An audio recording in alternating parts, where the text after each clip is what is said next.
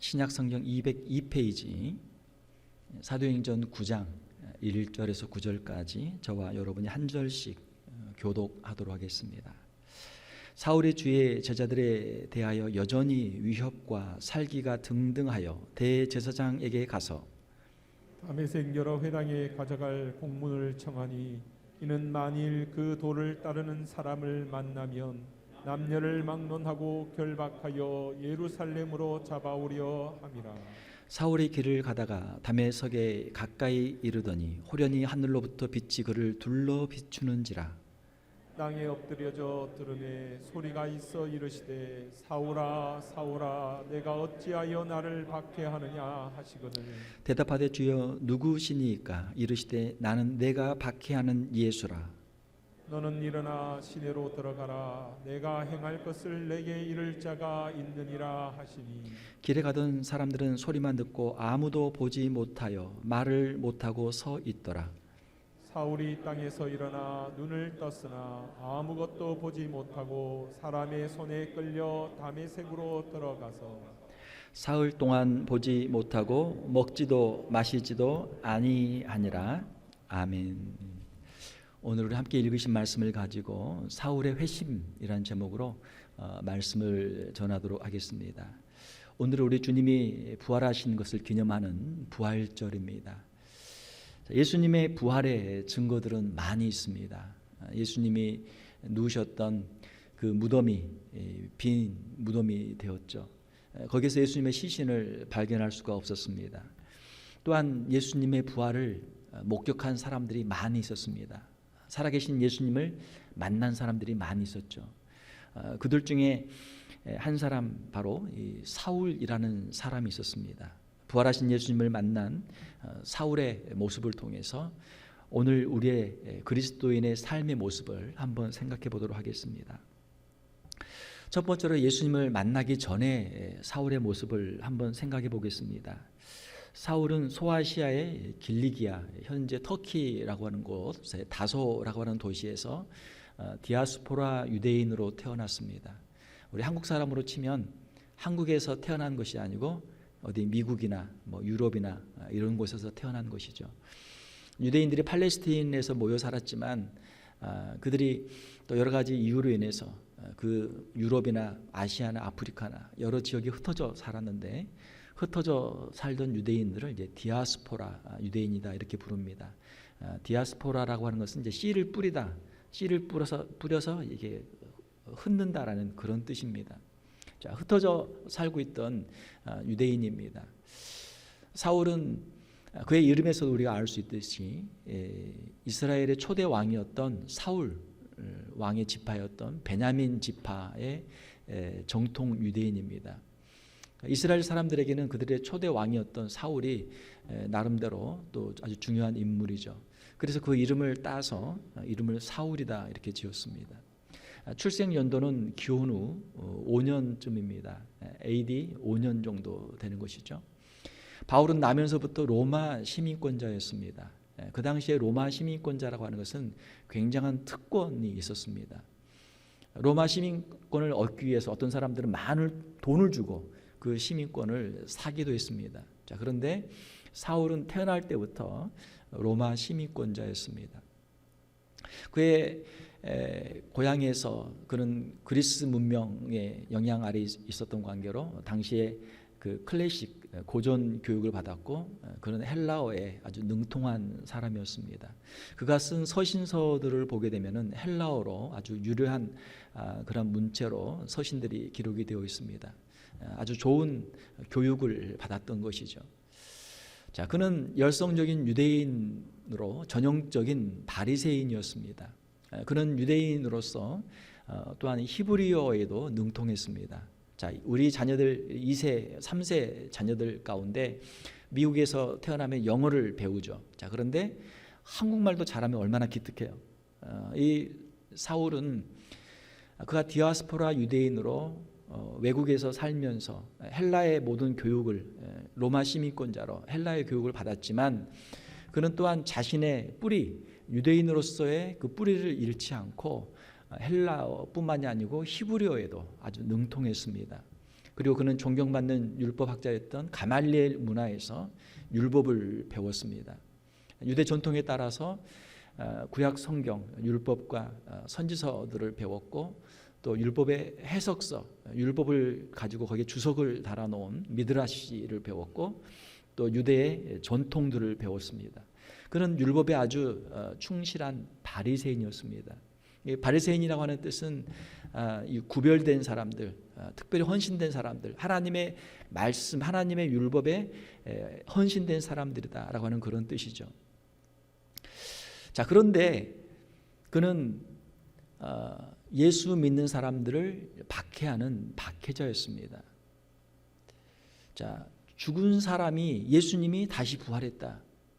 예수님의 제자들이 그 소식을 전했고 사람들이 예수님을 믿고 그 부활의 소식을 전하는 사람들이 있었어요. 자, 그런데 사울의 입장에서 볼 때 죽은 사람이 다시 부활한다는 것은 이것은 말도 안 되는 소리다. 말도 안 되는 소리다. 예수님의 부활의 이 소식을 사실 믿기가 쉽지 않죠. 죽은 사람이 어떻게 다시 살아날 수 있는가? 참 이거 어려운 이야기잖아요. 지금도 대부분의 사람들 길 가다 사람을 붙잡고 물어보면 죽은 사람이 어떻게 다시 살아날 수 있느냐? 부활을 안 믿는 사람이 대부분이죠.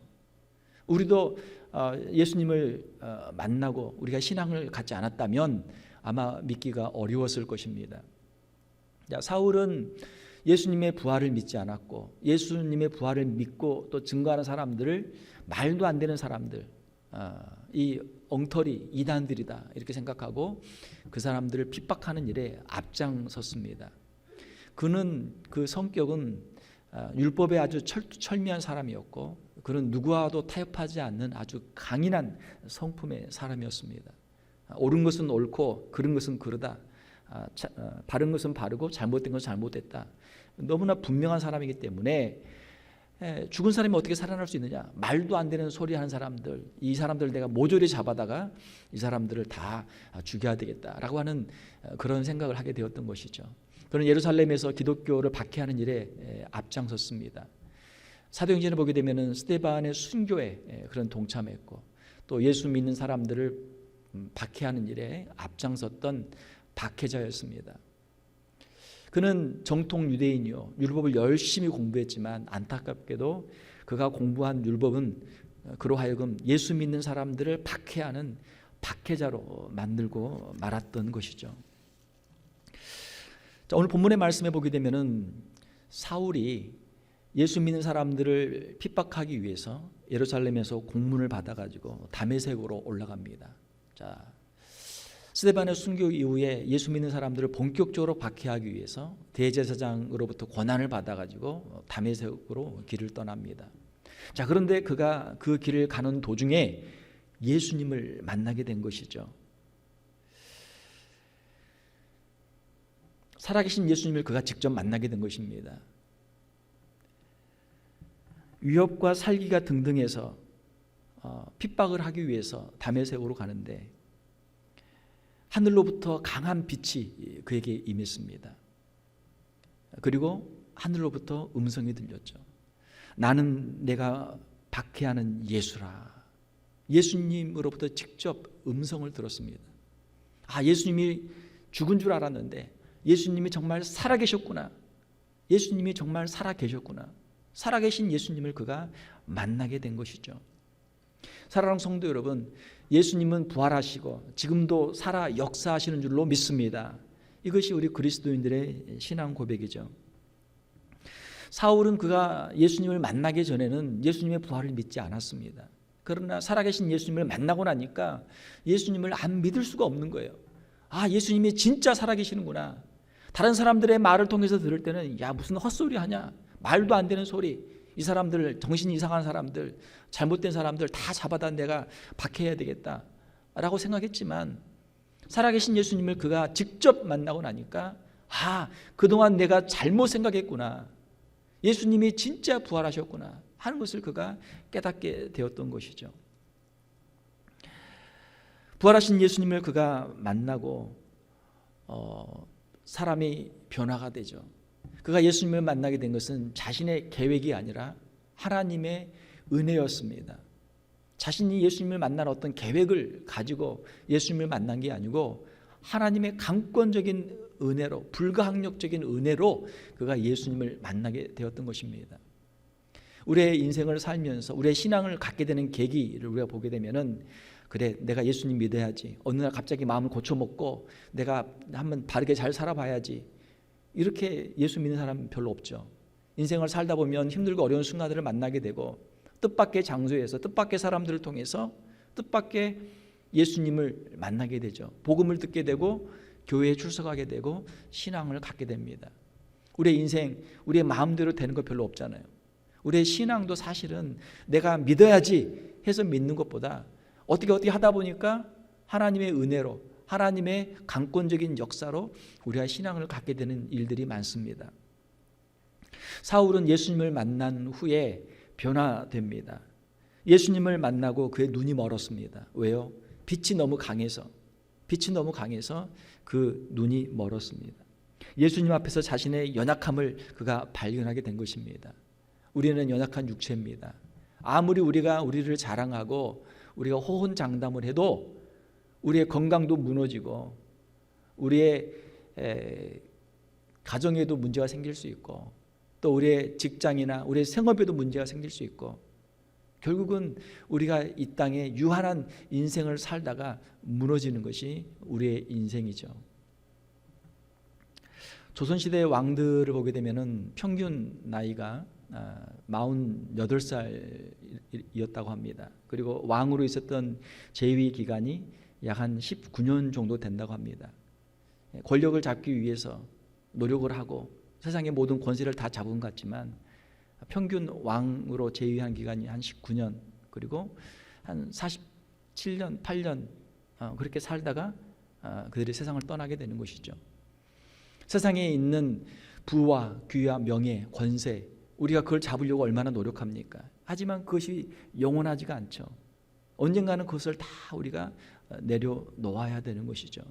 우리는 우리의 눈에 보이는 것을 위해서 우리는 우리의 인생을 살아갑니다. 그러나 우리의 눈에 보이는 것은 잠깐이요, 우리의 눈에 보이지 않는 것은 영원한 줄 믿습니다.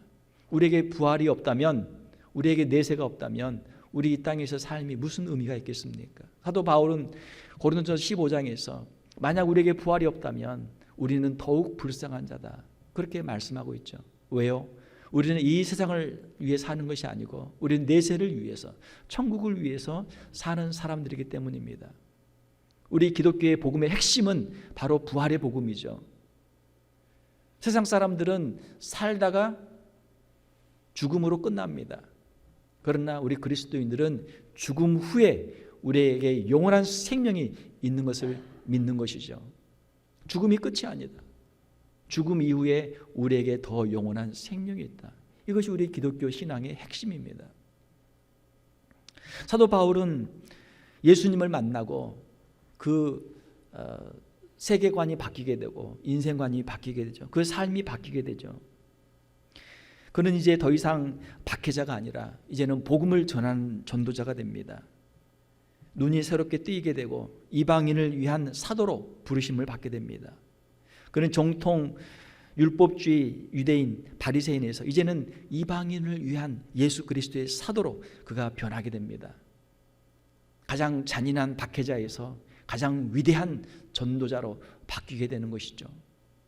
오늘 세례와 입교를 받는 우리 학생들이 있습니다. 학생들의 신앙 고백을 제가 다 읽었습니다.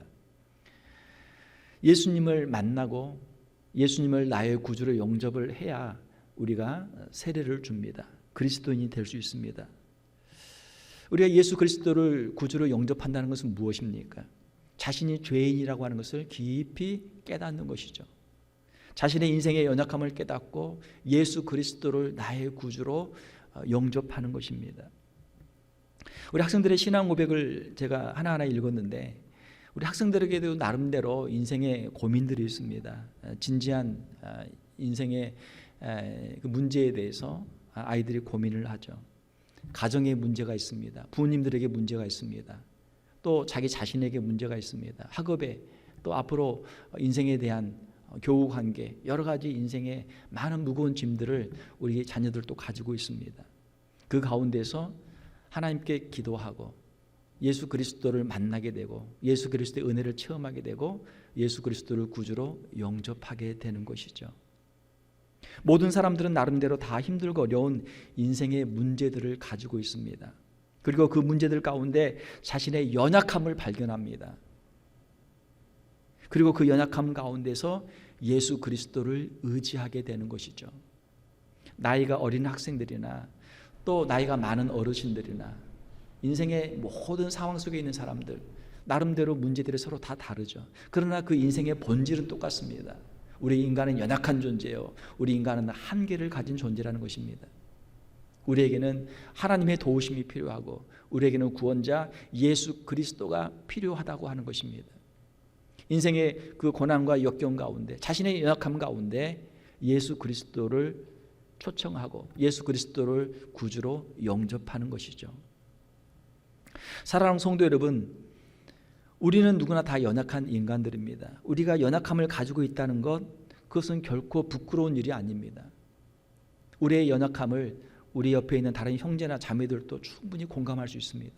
우리도 우리 주변에 있는 다른 형제나 자매들의 그 연약함과 아픔을 충분히 공감할 수 있습니다. 왜요? 다 똑같은 육체를 가지고 있기 때문이죠. 우리의 연약함은 부끄러운 것이 아니라 오히려 우리의 연약함을 통해서 우리는 예수님을 찾게 되고 예수님을 만나게 되고 하나님의 은혜를 체험하게 되는 줄 믿습니다. 우리의 연약함을 우리가 숨길 게 아니란 말이에요. 나의 연약함을 나는 오히려 자랑하노라. 내가 약할 때 주님이 강함이 되십니다. 할렐루야. 내가 강하고 내 힘이 무궁무진하고 내가 모든 것을 다 할 수 있다면 내가 뭐하러 예수님을 필요로 하겠습니까? 하나님께 뭐하러 기도하겠습니까? 내 힘으로 하면 되죠. 그러나 자기 힘으로 모든 것을 해결할 수 있고 자기 힘으로 인생을 살아갈 수 있는 사람은 아무도 없다라고 하는 것이죠. 아담과 하와의 범죄에 의해 모든 인간이 타락하였고 죄 아래에 있고 이 세상이 죄악 아래에 있기 때문에 이 가운데서 하나님의 도우심을 필요로 하지 않는 사람은 아무도 없는 것이죠. 오늘 세례를 받고 입교하는 학생들 여러분 마음껏 축하해 주시기를 바랍니다. 그리고 남은 평생토록 하나님의 은혜 안에서 이 신앙의 길을 잘 갈 수 있도록 또 축복해 주시기를 바랍니다. 우리 교회에 또 예수 그리스도를 구주로 영접한 세례자들 또 입교자들 주신 하나님께 감사와 찬송과 영광을 올려드립니다. 우리가 다른 사람들이 예수님을 만났다라고 하는 다른 사람의 이야기를 듣는 것만으로는 우리의 신앙생활을 하기가 어렵습니다. 살아계신 예수님, 부활하신 예수님을 우리가 직접 만나야 됩니다. 우리 인생의 고난과 역경 가운데 내 힘으로 해결할 수 없는 문제들 가운데 주님께 기도하고 주님의 도우심을 체험하고 예수님을 직접 만나야 우리의 인생이 변화되는 것이죠. 예수님을 만나고 변화된 인생을 산 사람들이 많이 있습니다. 사랑하는 성도 여러분, 여러분들도 사도 바울처럼 예수님을 만나고 변화된 인생을 사는 성도들이 되시기를 주님의 이름으로 축원합니다. 예수님을 만난 후 사울은 어떤 삶을 살게 되었습니까? 그는 다메섹으로 가자마자 거기에서 복음을 전했습니다. 예수님을 만난 사울은 예수님을 모르는 사람들에게 복음을 전하고 싶어졌어요. 그는 예수님을 만난 후에 즉시 다메섹에 가서 전도를 시작했습니다. 다메섹에 가서 그는 박해를 하려고 했는데 다메섹에 가서 그는 전도하는 사람이 됐어요. 사울이 다메섹에 있는 제자들과 함께 며칠 있을 때 즉시로 각 회당에서 예수가 하나님의 아들이심을 전파하니 듣는 사람들이 다 놀라고 유대인들이 당혹하게 됐어요. 사울이랑 같이 예수님 사람을 박해하려고 했는데 아니 저 사람이 이상하게 와가지고 예수님을 오히려 전도하니까 얼마나 당황스럽겠습니까? 사울은 복음 전도자가 됐습니다. 그리고 그의 일평생 복음을 전하는 삶을 살게 되었습니다. 다메섹에서 그는 아라비아로 가서 3년 동안 그는 거기서 신앙 훈련을 받았습니다. 거기서 기도하며 거기서 또한 신비 체험을 하면서 구약의 말씀들을 다시 읽고 그것을 예수님의 부활의 관점에서 다시 그 말씀들을 공부하기 시작했죠. 예수 그리스도의 죽음과 부활이 지닌 의미를 다시 깨닫게 되었습니다. 이런 일들을 통해서 복음에 대한 확실한 이해와 확신을 갖게 되었고 그리고 남은 평생토록 자신이 깨달은 이 복음, 예수 그리스도의 복음을 그는 평생 전하는 사람이 되었습니다. 아라비아에서 3년 동안 지낸 후에 그는 예루살렘으로 올라가서 바나바의 소개로 예루살렘에 있던 사도들과 교제를 합니다. 그리고 수리아의 안디옥으로 가서 거기서 바나바와 함께 사역을 하게 되죠. 그리고 바나바와 함께 이방인을 위한 선교사로 파송을 받게 됩니다. 이 바울은 이제 해외에 거주하는 유대인이었기 때문에 그의 이름이 두 개가 있습니다. 히브리식 이름인 사울과 헬라식 이름인 바울, 이 두 가지의 이름이 있습니다. 사도행전 앞에 부분에 보게 되면은 팔레스틴에서 있을 때는 그 이름이 사울로 나오고 있고, 이방인을 위한 선교사로 파송을 받은 사도행전 13장 이후에는 그의 이름이 바울로 나오고 있습니다. 한국 사람들을 만날 때는 한국 이름을 쓰고 외국 사람들을 만날 때는 이제 외국 이름을 쓴 거죠. 그는 3차에 걸친 전도 여행을 했고, 그 기간 동안 수많은 사람들에게 복음을 전하며 많은 영혼들을 주께로 인도했습니다. 또한 그는 이 사역 가운데 스스로 천막을 만들며 텐트 메이킹, 자비랑 사역을 했죠. 자신이 스스로 일을 하며 복음을 전했습니다. 바울의 전도 사역 가운데 좀 특징이 있는 것은 그의 전도 방법입니다. 그는 만나는 모든 사람들에게 자신의 예수님을 만난 자신의 경험을 간증을 했습니다. 우리가 전도를 어떻게 합니까? 전도는 자신이 만난 예수님을 그대로 전하면 되죠. 내가 어떻게 예수님을 만나게 됐는가, 예수님을 만나고 내가 어떻게 변화되었는가 라고 하는 것을 그대로 증거하면 되죠. 사도행전 22장에서 26장까지 보게 되면 바울은 유대인들에게, 자기 동족들에게, 또 공회 앞에서, 사내들인 공회 앞에서, 그리고 유대 총독이었던 벨리스 총독과 또 베스도 총독 앞에서, 또 그리고 아그리빠 왕 앞에서도 담대하게 자신의 신앙을 간증하며 자신의 신앙을 고백하는 내용들이 나옵니다. 그 내용들이 계속 반복돼요. 오늘 우리가 함께 읽은 사도행전 9장의 내용을 그들 앞에서 다시 반복해서 고백하는 것이죠. 사랑하는 성도 여러분, 예수님을 처음 만났던 그 신앙의 고백이 여러분들의 심령 가운데 뜨겁게 역사하기를 주님의 이름으로 축원합니다.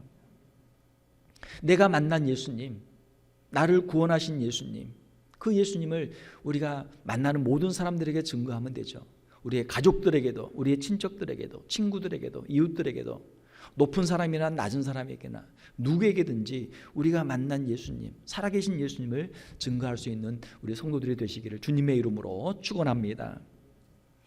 사도 바울은 복음을 전하다가 로마에 가게 되죠. 로마의 미결수의 신분으로 로마로 가게 되고, 사도행전 마지막 28장에 보게 되면은 셋집에서 담대하게 거침없이 복음을 전하는 것으로 사도행전이 마칩니다. 역사의 기록에 의하면은 바울은 로마 1차 투 후 풀려나서 스페인까지 가서 복음을 전하고 다시 돌아와서 네로 황제의 밖으로 로마에서 순교를 했다라고 합니다. 그는 복음을 위해서 살았고 복음을 위해서 순교하였던 사람이죠. 사도 바울은 가장 위대한 전도자였습니다. 우리가 성경에 수많은 사도들이 나오고 전도자들이 나오는데 사도 바울과 같은 그런 위대한 전도자는 없습니다. 바울은 이방인들에게 복음을 전하기 위해서 로마의 모든 도시들을 다 돌아다녔고 무려 2만 킬로미터가 넘는 거리를 그가 돌아다니며 복음을 전했습니다. 한 영혼을 더 구원하고 한 사람을 더 구원하고, 복음이 이미 있는 곳에는 복음을 전하지 않고 복음이 없는 곳에 가서 복음을 전하고자 하는 그의 전도의 열정은 대단한 것이었죠. 한 영혼이라도 더 구원하기 위해서 그는 아끼지 않고 자기의 모든 것을 쏟아 부었던 것입니다. 그는 또한 복음 전파를 위해서 많은 고난들을 감당했습니다. 사랑하는 성도 여러분, 십자가를 지고 고난을 감당하는 것이 복음 사역인 줄 믿습니다. 우리가 주님을 따르는 길, 주님을 섬기는 길, 주님의 그 가신 길을 우리도 따라가는 것이죠. 우리에게 맡겨주신 십자가를 지고 우리에게 맡겨주신 그 고난을 감당하는 것이 우리의 사역인 줄 믿습니다. 주님, 이 십자가는 저에게서 옮겨주십시오. 이 고난의 현장에서 저를 옮겨주십시오. 우리가 주신 십자가를 지지 않고 우리가 감당해야 될 고난을 감당하지 않는다면 우리는 우리에게 주신 사역을 감당할 수 없는 것이죠. 사도 바울은 복음을 위해서 많은 고난을 당했습니다. 전도 여행 중에 여러 번 죽을 위기도 맞았습니다. 유대인에게 5번 매를 맞았고 3번 태장으로 맞았고 1번 돌로 맞았고 3번 배가 파손했습니다. 사랑하는 성도 여러분, 그 모든 고난과 역경 가운데 하나님께서 사도 바울을 지켜주시고 그의 생명을 보존해 주신 줄 믿습니다. 왜요? 아직 그의 사명이 남아있기 때문에, 할 일이 남아있기 때문에, 그가 순교했던 것은 그가 그 할 사명을 다 마쳤기 때문에 하나님께서 그의 영혼을 하나님께서 받으신 줄 믿습니다. 우리의 인생, 우리가 앞으로 얼마나 살지 우리가 모르지만 우리의 남은 생에도 하나님의 손에 있는 줄 믿습니다.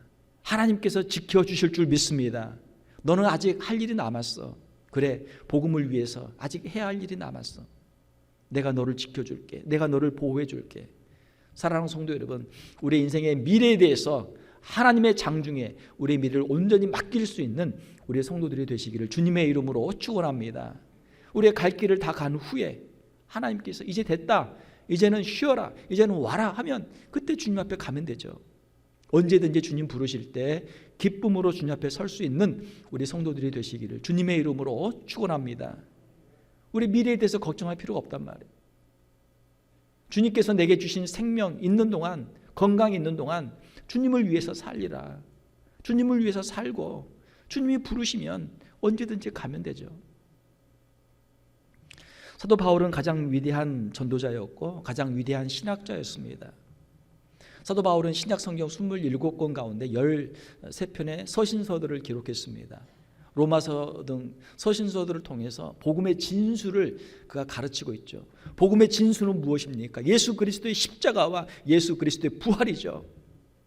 예수 그리스도의 십자가를 체험했고 예수 그리스도의 부활을 체험했던 그는 이 놀라운 복음의 위대한 전도자요 신학자였습니다. 사랑하는 성도 여러분, 바울은 자신의 일생을 주님께 온전히 드렸습니다. 주님께 자신을 맡겨드렸습니다. 주님께 온전히 헌신된 삶을 살았습니다. 사도 바울은 가장 위대한 사도가 되었습니다. 어떻게 이것이 가능했습니까? 가장 위대한 목적을 위해서 자신의 인생을 드렸기 때문에 가장 위대한 사도가 되었던 것이죠. 가장 위대한 목적은 무엇입니까? 영혼을 구원하는 사명. 이 땅에 있는 썩어질 것들을 위해 사는 것이 아니고 영원한 천국을 위해서, 영원한 천국의 그 영혼들을 구원하기 위해서 자신의 인생을 드렸던 것이죠. 사랑하는 성도 여러분, 여러분들의 인생의 목적이 무엇입니까? 여러분들은 무엇을 위해 살고 있습니까? 부활하신 예수님을 만나면 우리의 인생이 변하게 되는 줄 믿습니다. 세상을 위해 살던, 세상에 썩어질 것을 위해 살던, 세상의 마지막 종착역인 죽음을 향해서 아무 소망 없이 살던 인생들이 부활하신 예수님을 만나게 되면 부활의 능력을 체험하게 되고 부활의 소망을 갖게 되고 그 삶의 목적이 변화되는 줄 믿습니다. 부활하신 예수님을 만나게 되면 박해자가 전도자가 됩니다. 죄인의 괴수가 복음의 사도가 됩니다. 도저히 변하지 않을 것 같은 사람도 예수님만 만나면 180대로 그 인생이 변화되는 새 사람이 되는 줄 믿습니다. 오늘 사도행전 9장에서 사울이 예수님을 만나서 인생이 변하는데 다른 건 아무것도 없어요. 다른 변화되는 건 아무것도 없습니다. 그의 환경이나 주변 사람들이나 바뀌는 건 아무것도 없어요. 바뀌는 거는 그 사울의 영혼이죠. 그 사울의 마음이죠. 아, 예수님이 살아계시는구나. 예수님이 나를 부르시는구나. 예수님을 만나고 그의 심령이 변화되죠. 사랑하는 성도 여러분, 우리의 마음이 변화되면 우리의 인생이 변화되는 줄 믿습니다.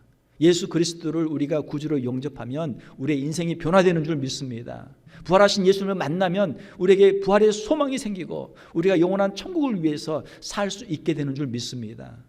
세상 사람들과 같이 세상에 썩어질 것들을 위해 사는 것이 아니고 영원한 내세를 위해서, 천국을 위해서 부활의 소망을 가지고 살아가는 우리 성도들이 되시기를 주님의 이름으로 축원합니다. 말씀을 맺겠습니다. 부활하신 예수님을 만나면 그의 인생이 변화됩니다. 오늘 부활하신 예수님을 만나고 변화된 사도 바울처럼 예수님을 만나고 변화된 인생을 사는 우리 성도들이 되시기를 바랍니다. 우리가 예수님을 만나고 부활의 소망을 가지고 변화된 삶을 살아갈 때 우리 자신이 변하고 우리의 가정이 변하고 우리 교회가 변하고 우리의 일터가 변하고 우리의 삶을 통해서 하나님께 귀하게 쓰임받는 우리 귀한 성도들이 다 되시기를 주님의 이름으로 축원합니다. 함께 기도하겠습니다. 하나님 아버지 감사합니다. 부활하신 예수님께서 오늘도 살아계시며 우리의 심령 가운데 역사하고 계시는 줄 믿습니다. 인생의 고난과 역경 가운데 우리의 죄악과 연약함 가운데 우리에게 찾아오셔서 우리를 만나주시고 십자가의 은혜로 우리의 죄를 대속하여 주시고 부활의 능력으로 우리를 새롭게 하여 주심을 감사를 드립니다. 부활하신 예수님을 다시 한번 바라보게 하시며 부활의 능력을 힘입고 부활의 소망으로 살아가는 우리 귀한 성도들 다 되게 하여 주시옵소서. 이 땅에 썩어질 것들을 위해 살지 않게 하시며 영생을 위해 살게 하시며 영원한 주님의 나라의 복음을 증거하며 죽어가는 영혼들을 구원하며 하나님의 놀라운 일꾼들로 귀한 복음의 전도자들로 쓰임받는 우리 귀한 성도들 다 되게 하여 주시옵소서. 거룩하신 우리 주 예수님의 이름으로 기도하옵나이다. 아멘.